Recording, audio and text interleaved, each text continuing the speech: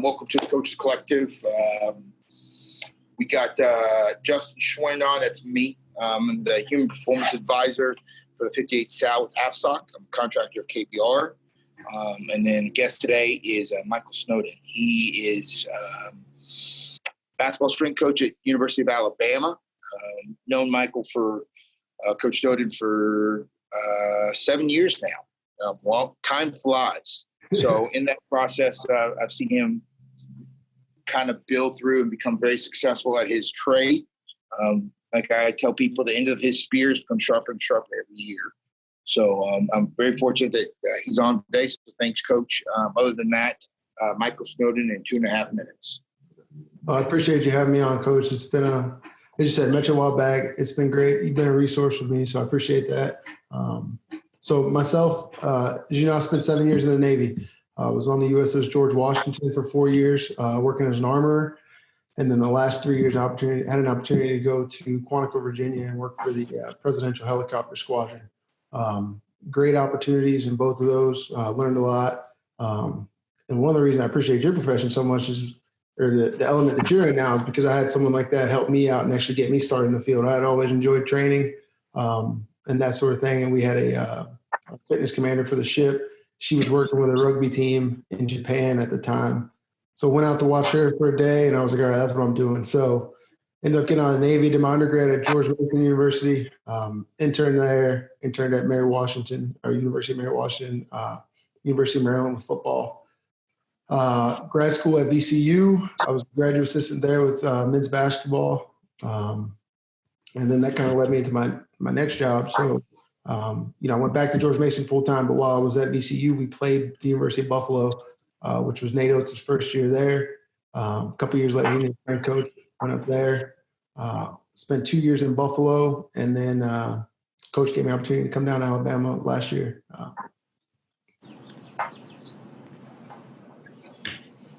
Thanks, Coach. Real quick, I guess first question I want to ask you, and I want these questions to be layered, meaning I want to hear depth in these questions. So I'm going to give you multiple parts to these questions so you can kind of, if you need to, tell any stories, any experiences you have to kind of make the answers real. Not just feel like you've loaded them up and you're talking to a big crowd of fans. Like, again, if I could, I'd call this platform real, raw, and relevant instead of the Coaches Collective. So I want you to be as real as you can. So in that understanding, what motivates you? And when I say that, how has it changed in your career from start to now? And then second piece is, how do you motivate your staff?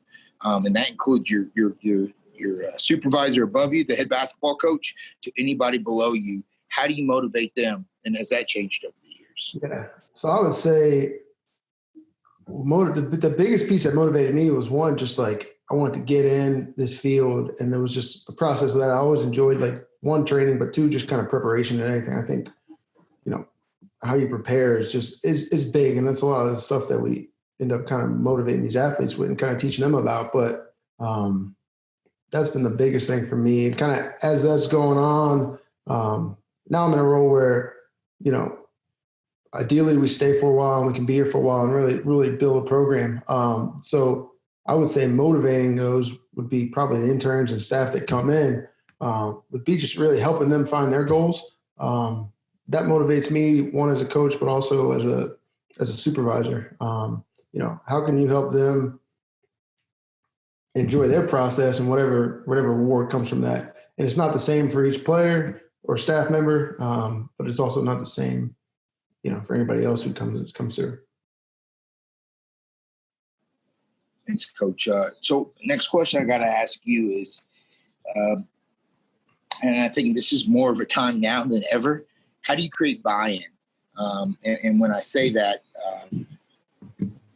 you hope that, most of your time when you do have the players, it's required. They really have to do what you say, but still you have to still create that buy-in component. But right now, like, you really have to do something that's going to lead you to that capability to really create that buy-in. So what do you do? Do you feel like it doesn't have to be special or unique, but what do you do, Coach Snowden, to really create buy-in with your players, to buy into your program, maybe buy into anything you try to sell to them. If it's new technology, even if it's just a new perspective on how they train, how they recover, or how they prepare even before practice. So how do you create that buy-in, Coach? I would say the biggest thing is, one, just being real with them and kind of meeting them where they are. So, I think now we're starting to see, like, if you had the relationship where it was just, you're the guy that's just on their tail the whole time they're in lift, and now you call them and they don't answer the phone and all that stuff, it really kind of shows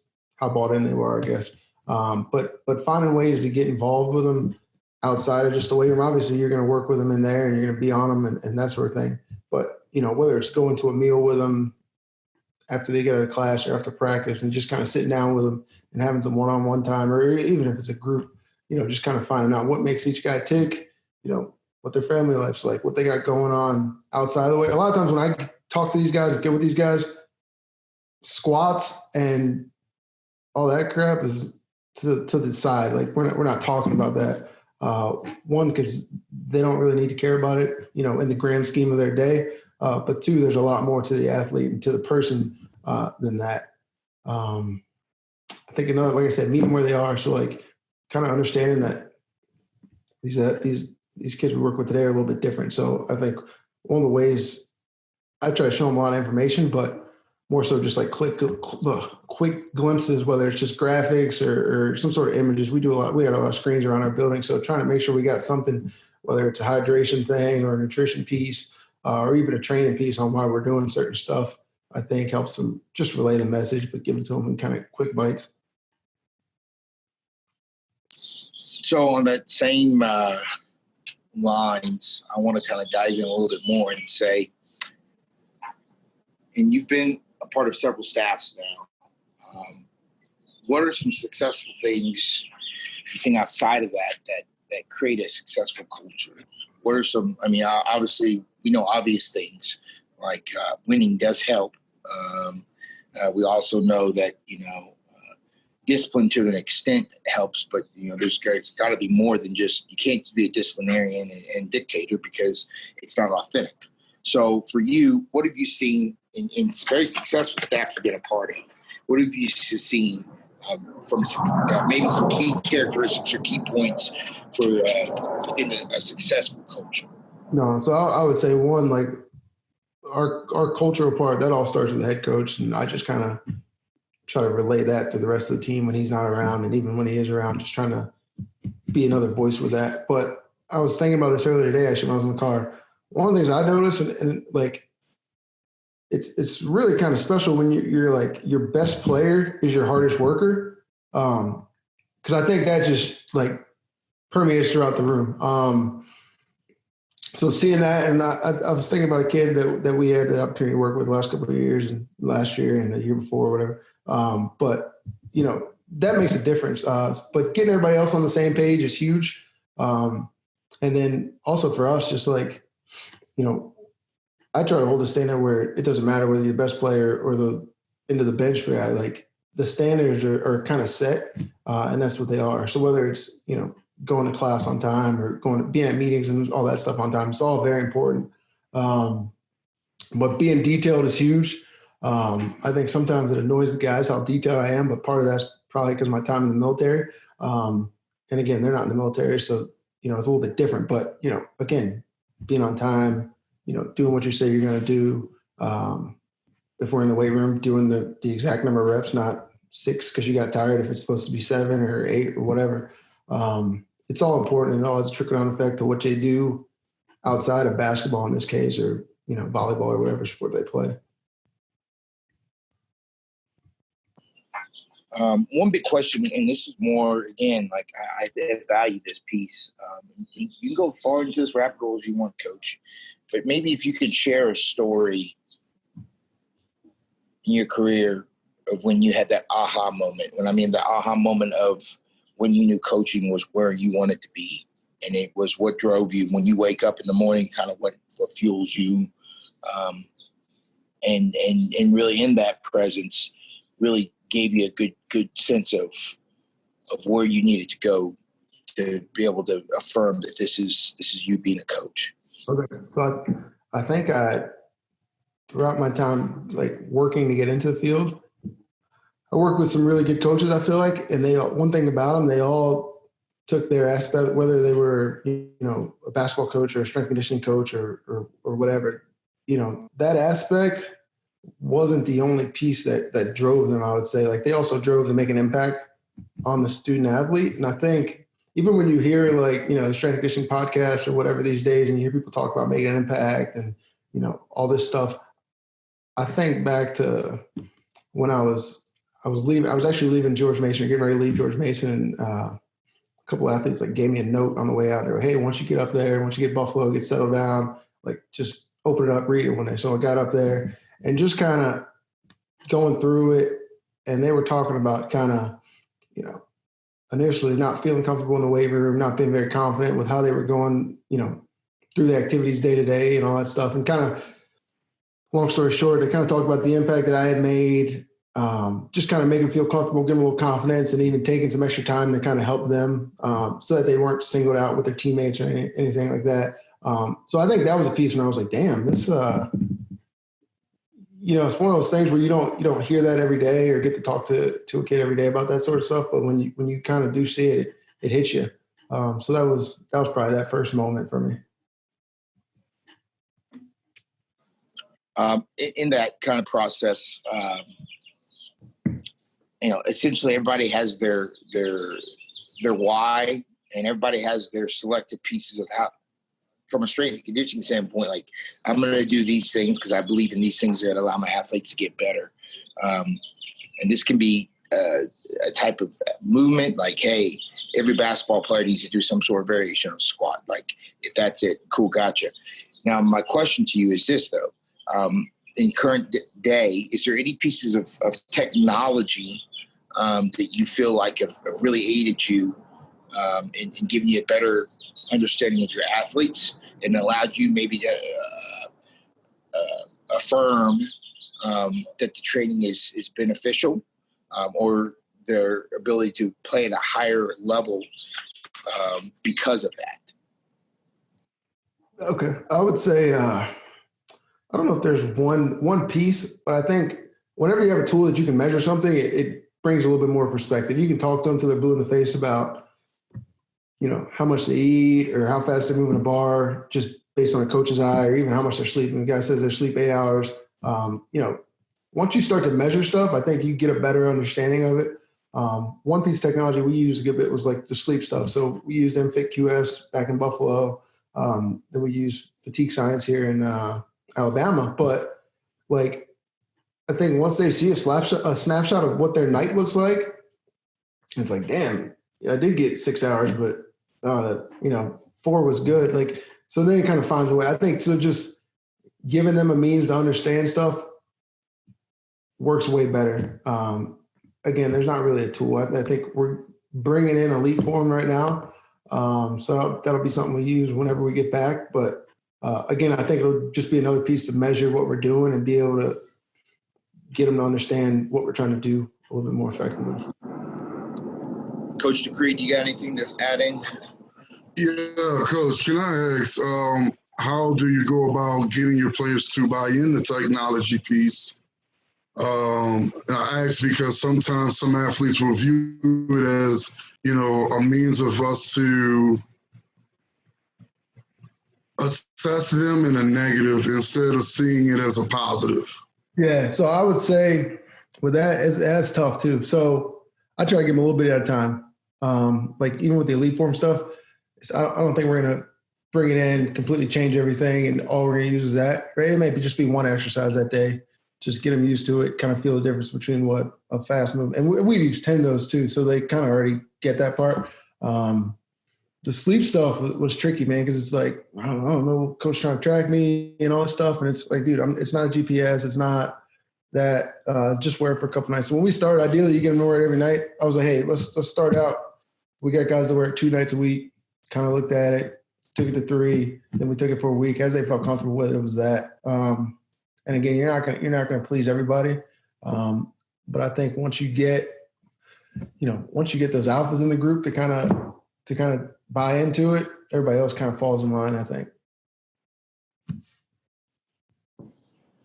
One thing I want to know for you, what have you learned about yourself as a coach during this time of the COVID pandemic, where you have, I guess, not had the day-to-day interaction with the players, but still had to figure out how to connect with them? Is there anything you've learned personally? Is there anything you learned maybe how to coach better because you haven't had that component and you had to kind of develop the relationship piece without that? So I'd like to hear that. Yeah, I would say really just finding ways to connect with them. Again, like during this time, like I don't like starting a conversation with, hey, you squatting, are you working out? Like also along with that, we got a bunch of new guys coming in this year. So being mindful of the fact that, you know, a lot of these guys haven't met face to face. We had two of the 5 guys come on official visits and got a chance to meet them, but the other guys kind of, you know, with the way things have gone, committed to a sight unseen. So making sure they feel welcome is huge for us. So again, just being a human first before the weight room general, if you want to call it that, has been big.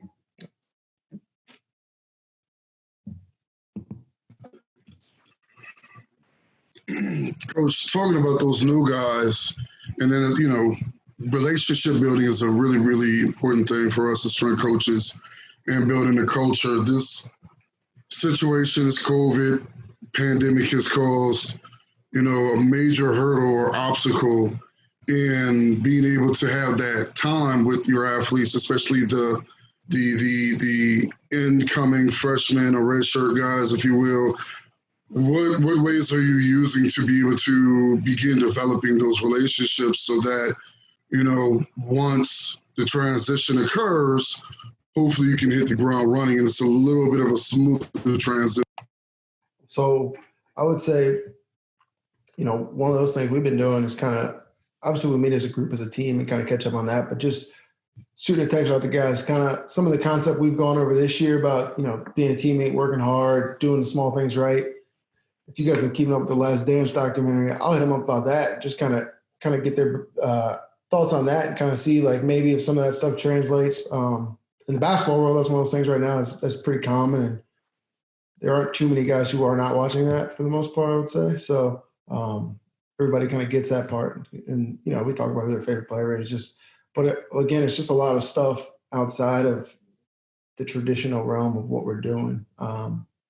And a lot of times, like the training down the conversation or whatever, it ends up coming up. But it's really just, you know, me checking in on them, make sure they're doing something. But again, the building a relationship part's huge. It's a lot tougher now, though, that's for sure. Now, with the relationship piece, because I'm definitely interested in knowing what was your ability to create relationships, or, you know, your coaching style when you started coaching as compared to where you are now, and have you seen that change, and how have you changed?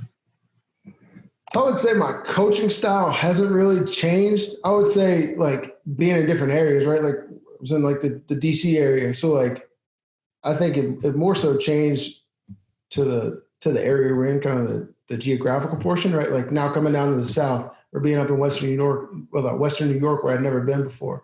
I think how you coach the athletes from each of those areas is a little bit different. So being able to kind of adjust that, you know, I think ultimate coach style, I think I coach pretty passionately because I love what I get to do and I love where I get to do it at. So the energy and all that doesn't really change. I think it's still, you know, teaching first, pushing later on. You know, you want to make sure obviously that they can do everything and kind of feel comfortable, but then later on you're kind of letting them steer the ship and you're just kind of motivating and driving them from there, if that makes sense.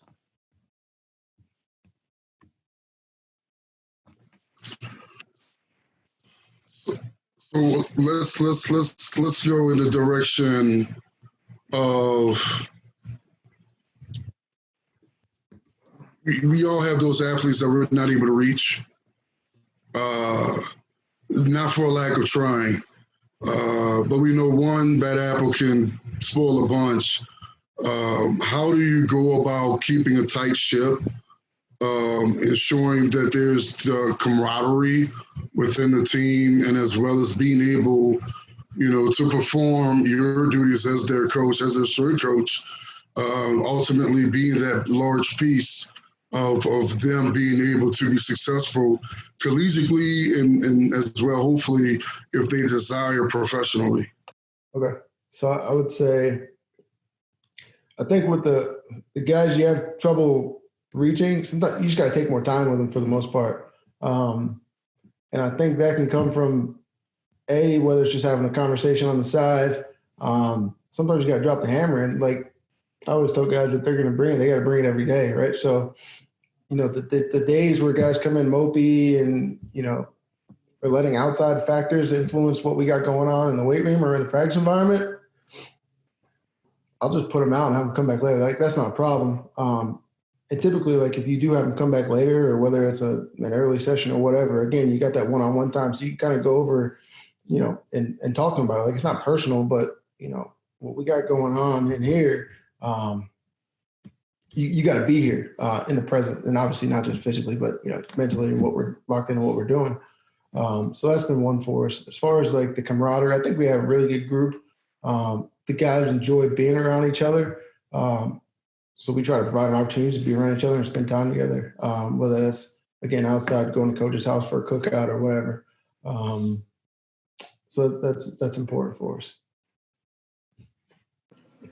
Coach, real quick, what I want to ask you is, because this happens with everybody, what's your response to a coach? And it could be a sport coach, it could be a strength coach. How do you respond, and how do you kind of work around it and even diffuse a situation when they come and tell you that you're wrong, or you don't know what you're doing, or what you're doing is wrong?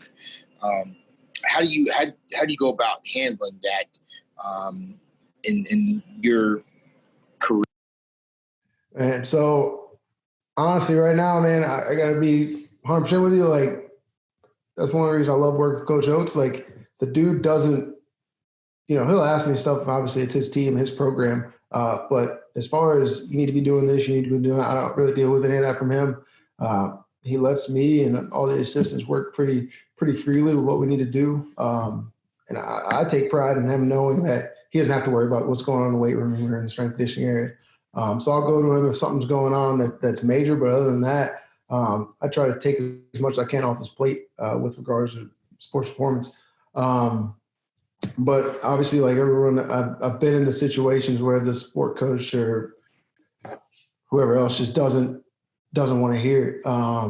So I think being open and honest with them is the one major priority. Like having some information to kind of back up what you're saying and why you're doing what you can, or why you're doing what you're doing, is huge as well.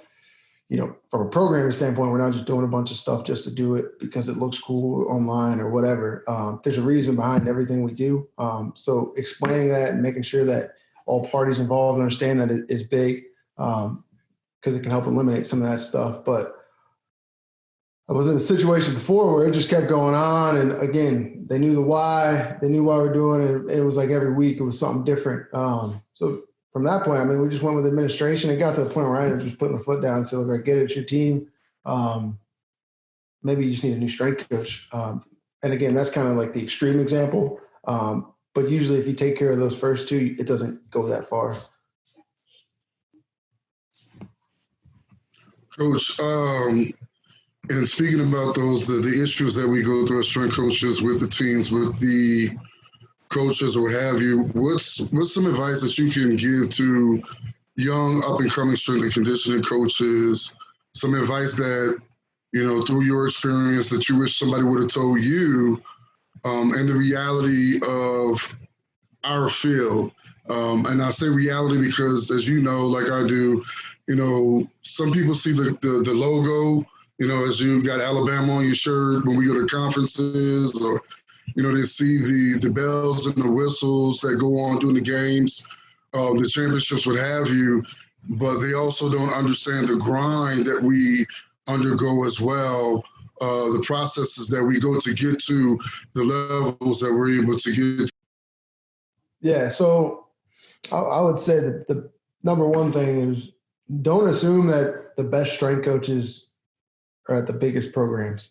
That's the first mistake. There's a lot of really good strength coaches at the mid-major level, at the high school level, in the tactical setting. So that's the biggest piece.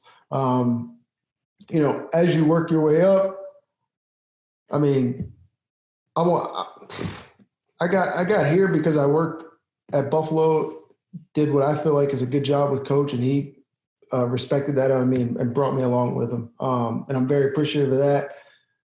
Some people start out at this level and stay here. That's fine too. But I don't feel like you need to chase logos, or is what people like to call it. Like, I never chased a logo. I just tried to work my ass off where I was at.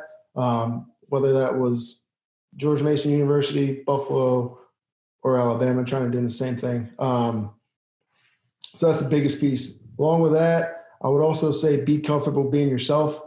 Don't try to be somebody you see on the internet.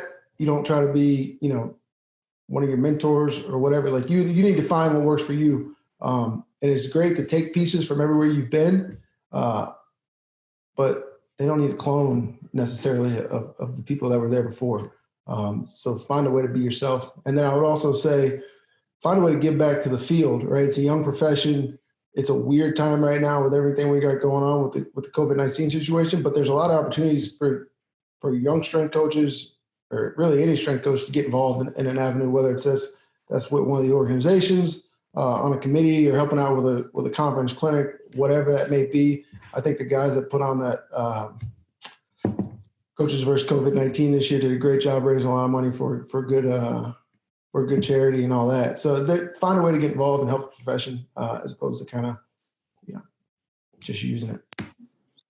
So real quick, Coach, I've always been interested to ask you this question because you were prior military.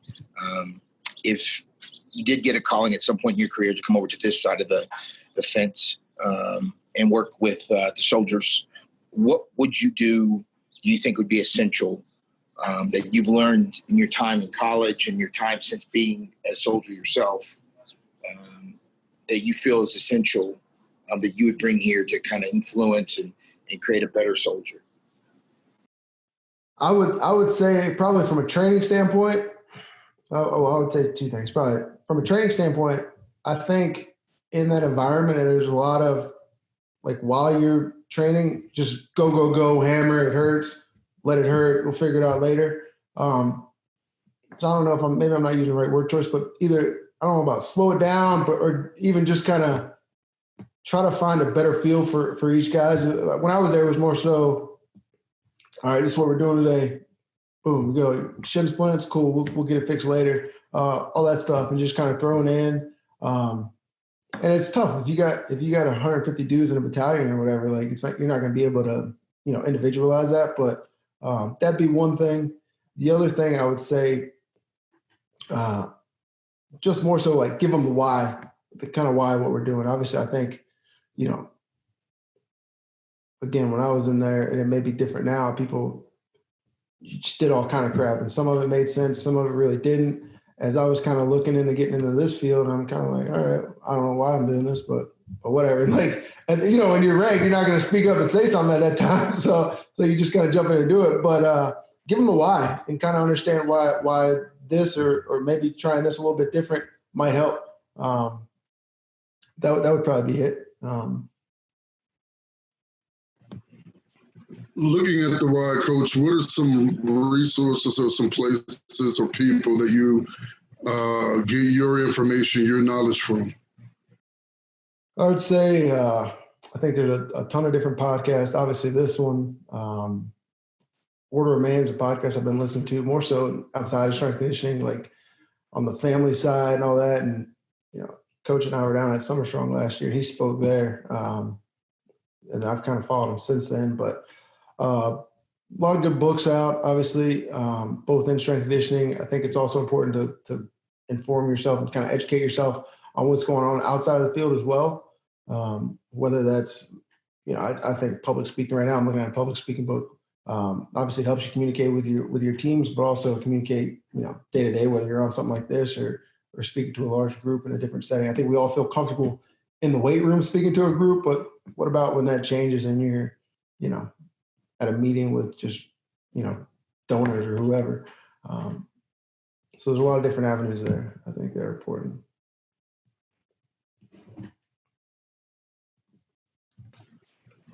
Coach. Really, this last piece I want to kind of leave to you, Coach. Last piece I want to leave to you is this is the time I want to hear you, hear anything that you that you feel like that we're missing or we didn't capture or grab today. I want to leave it to you to kind of share. This is the knowledge nugget section, as I say. And share your philosophy, your input for anybody out here. Okay. I would say one, make sure you get a why to what you're doing. Biggest thing.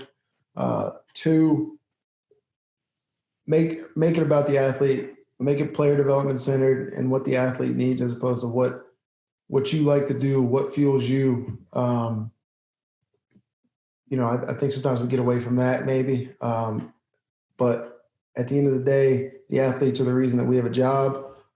So take care of them. And then I also think along those lines, understand how important wins and losses are, right? Like what you do, you could do the sexiest exercises on the planet, but you have to find a way to affect your team's performance when it comes to the win-loss column ultimately.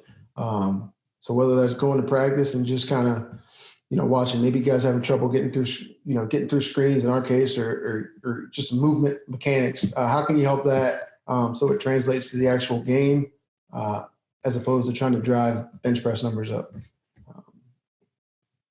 And I would say the only other piece on that, try to get back, like I said, try to get back to the field.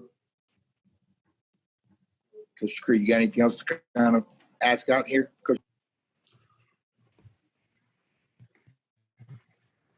No. It's great. It's great. Information. So. My bad. I missed on that last part. Say it again. No, I was just saying that I believe that you hit a lot of information, that you hit a lot of points. So in terms of, I don't like redundancy, so. But I appreciate everything that you said. So I think you've covered so much that my question. Yeah, you've been thorough today. There's not a lot to go down on that, and I appreciate that, Coach Snowden. I don't have anything else other than thank you for your time. And one more thing I wanted to ask you: how do you see when this thing kind of dies down? What we talked a little bit earlier. You're like, I really don't know where we're at right now. But when you do start seeing this phase back to normalcy, how do you see this happening with you? So for us, I think we'll go probably 10 to 14 days. Big component on strength conditioning, just, time under tension, not too much max effort work, but being able to be stable and kind of see where guys have been at. I think you're going to get guys coming in at all different points, guys and gals coming in from all different points of training, what they've been doing the last 10, 11 weeks. So that'll be big for us. I think from a conditioning standpoint, we're not going to go crazy on that, but be able to get a lot of that done on the basketball court, which is what you normally do anyway. But I'd like to see, and Coach and I haven't gone over this yet, but I'd like to see it where we go just individual work, whether that's just skill work, ball handling, before we start adding in contact and going full court, half court. I think we can get our conditioning in just with our skill work, which is what we typically do, but just kind of hold off on going, even 3-on-3, 5-on-5 and all that stuff. Just let them get some time, go individual, again, just work back into it. On that, Coach, just want to thank you for today, man. I know Coach Cree will say the same. And thank you for your time, and I wish you the best in this weird time. And as we do transition, Coach, thanks again. Thank you for being a great colleague and friend to me, Coach. Okay. I appreciate you having me on, both of you guys. Appreciate it, Coach. Thank you for your time. Yeah, y'all have a good one.